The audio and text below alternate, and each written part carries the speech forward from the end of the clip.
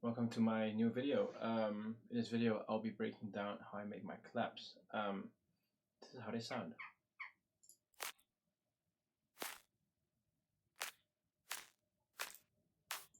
So as you can see, there's a few layers going on. I started off with the transient and noise.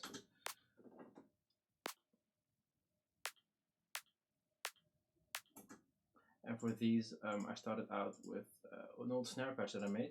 This is just the patch by itself. Sounds like a mediocre snare, but combined with all the other layers, it sounds like a cool clap. It has a transient and it has some noise, and this is how I make a transient. If you see my sample Genie video, I fit it in there too. I set the phase to 90 and I take to 0 to make sure that you start off with a click. 90 degrees is where the snare has its highest peak. And then I have two LFOs. One controls the volume. With the clap, you want a short volume. With a low snare, you want a high volume. Of course, this is always too high, but a longer envelope.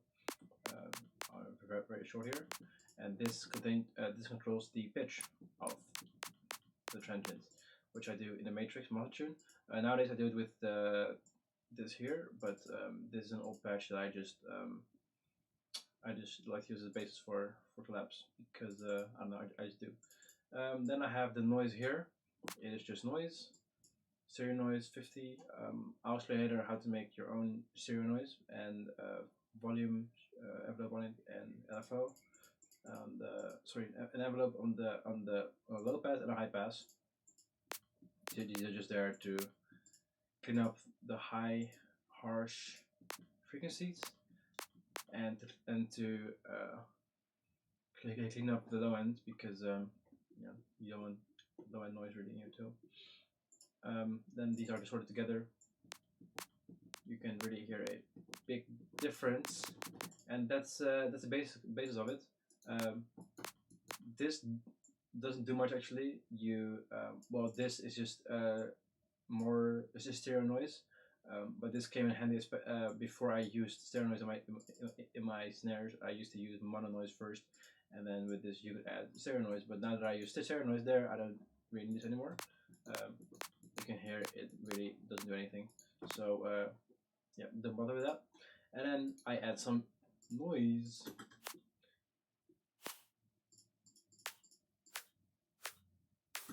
And you can hear the noise has a tone, which is being created by some peaks. There we go.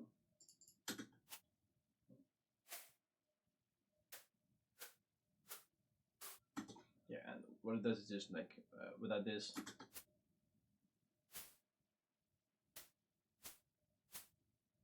just to make some variations, make it less dull.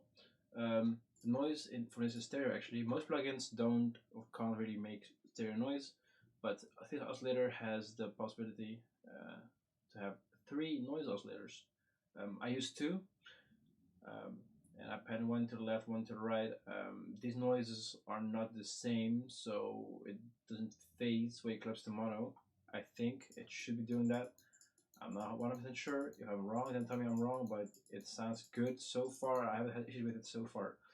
And yeah, that's already sounds pretty decent, right? I think. Yeah. But then to bring it to the next level, take it to the next level, I add some Foley. It can honestly be anything. I think these are from a folder that I got from my friend Tim Canopy. I'm not sure. But I've also recorded my own claps, my own Foley hits before. Just don't happen to have that many of them, so I started using other people's Foley until I get myself a Zoom mic.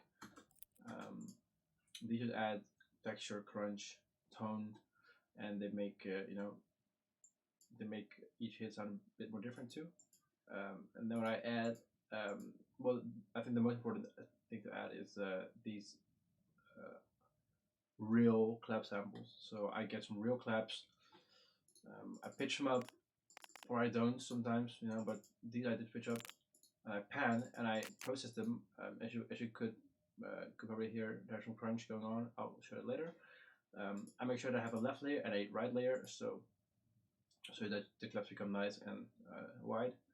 Um, well, I keep training in the middle, of course, mono, but I like to have some wide layers, some stereo layers, and I make sure to offset them a little bit. Each one also being offset a bit differently and replacing some hits.